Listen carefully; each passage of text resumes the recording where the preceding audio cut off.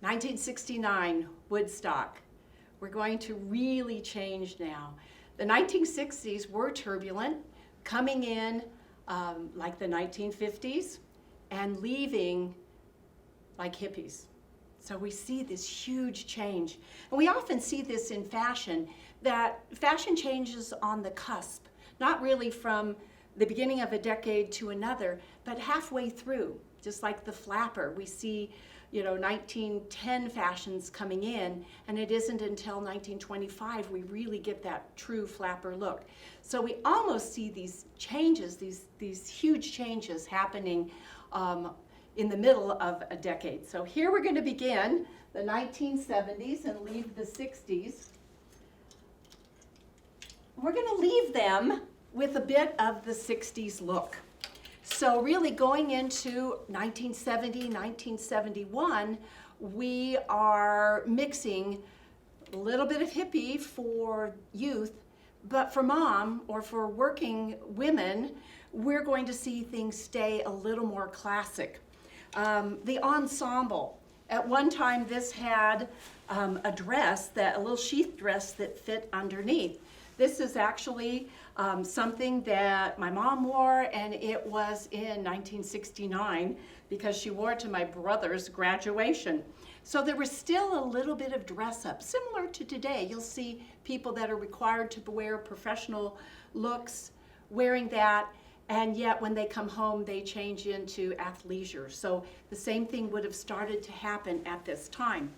But you do see a generation difference. So we talk about the new generation. Youth is wearing something a little bit different. 1970. We've revived a bit of a gathered skirt, but it is short and it is rather mini when we look at this. If this is on, this is going to hit just maybe mid-thigh on for a taller person here. So little fun dresses for Easter. I look at them and I think, oh, this is Easter in bright colors, but very much 1970. A little mix from the 50s, updated in these are all synthetic fibers, polyester and polynylon blends.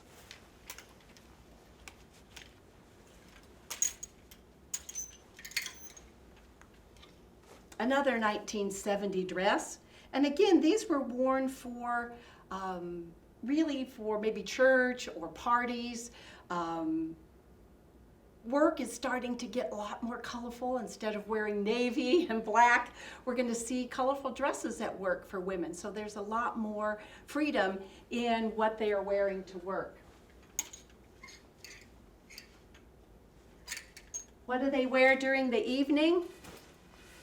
Well, I will pull this out, 1970 homecoming dress. It was mine. I wish I could get in it, but I can't.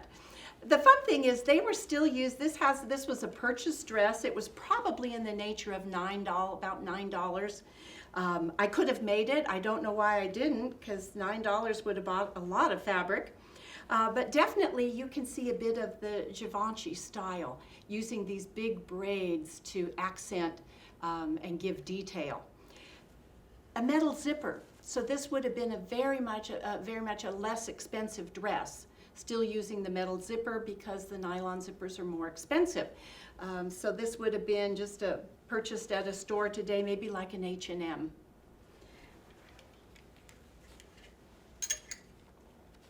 Another one of mine, and I'm thinking, oh my gosh, it must have been my confirmation dress. It was white at one time, or more ivory.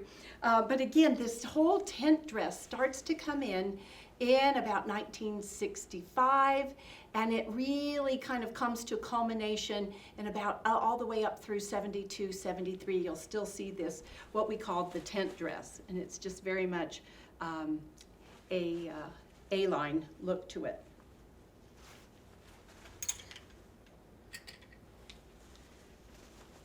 Another really early 70s dress, bringing that, if I look back to some of the pieces from the 50s, but very much updated with shorter sleeves and also a shorter hem. So even, through from 65 to about 76, you're going to see the mini. So this would have been well above, a couple inches above the knee. For evening, and I'm sorry these have some stains on it, these were donated to us from a socialite here in Phoenix area, and these are beautifully made. This is a lined dress.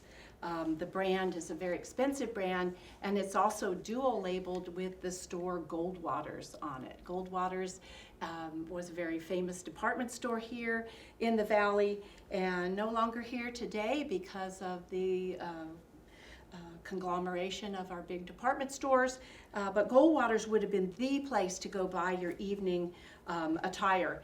And this is a beautiful dress made of silk with actual silk lining. Again, the Givenchy of the late 60s, 67, 68, comes through all the way into about 1975. You'll see these braids used for social occasion.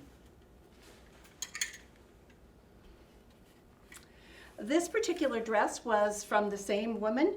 It is from I. Magnin. I. Magnin no longer exists. It was a San Francisco store that was one of the first to venture out of California into Arizona, into Utah.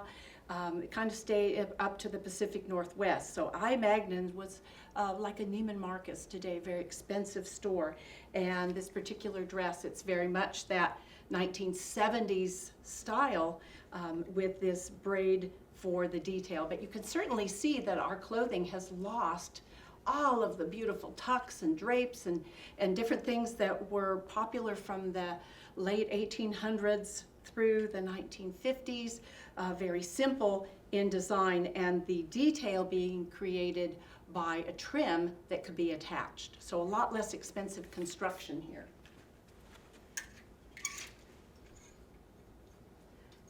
Something big about the 70s is our use of polyester, and I always love to pull these out, and I call it bulletproof double knit. This you could throw in the washing machine. You can see these are pleated. This pleat will never wash out. It can be heat set into a synthetic fiber, and it was easy care. So we look at our clothing today and we love that we don't have to iron it. Polyester was king in the 1970s, not only for home sewing, but for brands. This was a department store brand, and it had a little jacket that was matching. Only the skirts are preserved because I like to show this crystal pleating. Crystal pleating is very much a part of fashion today, so it comes and goes every other decade. I want to get to a little bit of the hippie. 100% polyester. Wow, I'm not sure who wore this in my family, but I found it in my home. And when I moved my mom, and here was something very, showing international flair, copying maybe the caftan of Middle East or into Africa, but in a modern way, in a modern fabric, 100% polyester. Throw it in the washing machine, throw it in the dryer, never ironed. And that, we start to see our lifestyle with clothing change. This is really funny because I think of bands in the 70s and really coming out of Woodstock era, a lot of fringing, a lot of Western accent. And yet I look at this particular kind of shawl piece here that would have been worn. It could have been tied around the waist. Think of it over a jean skirt in that traditional hippie look. This actually came from the year 1998, and it was my daughter's. So that revival of that whole kind of Western hippie look brings itself back. And so we see this, that look can come, and then how do you date this? And that's the interesting thing. We're going to look at dating through manufacturing processes, the types of stitches that are used, because over the years machinery has changed, and we're able to identify some of the costume by the type of machine that was used. Well, 1970 brings us the Prairie Dress. This is actually a homemade costume. And again, home sewing was very popular. 50% of young women still would do their own sewing, very different than today. But here we have this little prairie dress, and that's what we called them. And today you'll hear maxi, but again, this look has come and gone twice in popularity since the 1970s. So an original from that time period, and again, that metal zipper. If there was a dollar difference, the home sewer would probably choose the metal zipper because it saved a little in their construction. As we move to the latter 70s, we get to the about 78. Again, polyester is still king. And again, people saved their formal wear. It wasn't something that they just, wore a year and gave away. They would keep these for a period of time. And here is actually our socialite, and I've asked if we can use this picture, and I was told yes.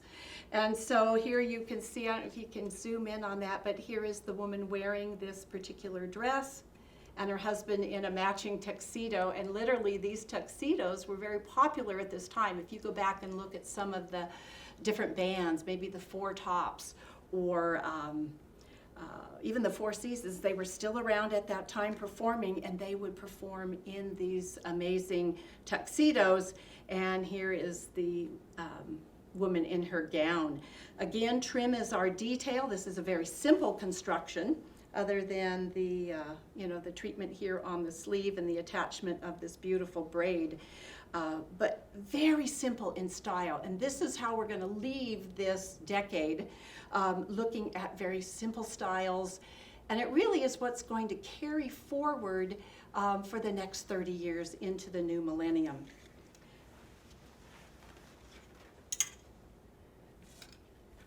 These are two kind of, evening dresses. These were actually worn at my wedding.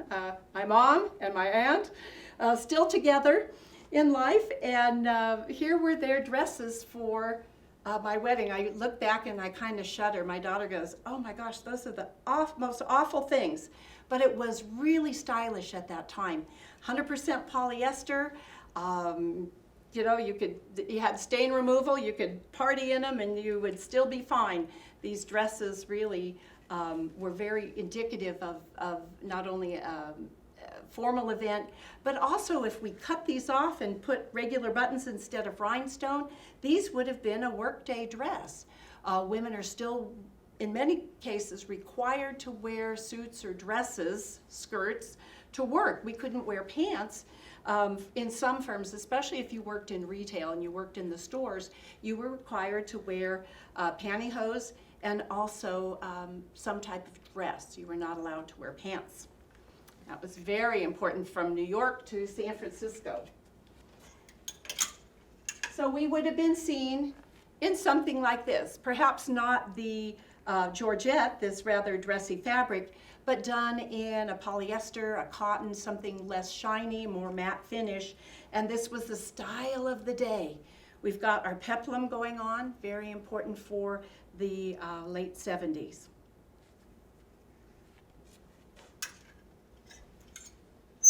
I want to start now and move us into the 1980s. So get ready, we're going to move.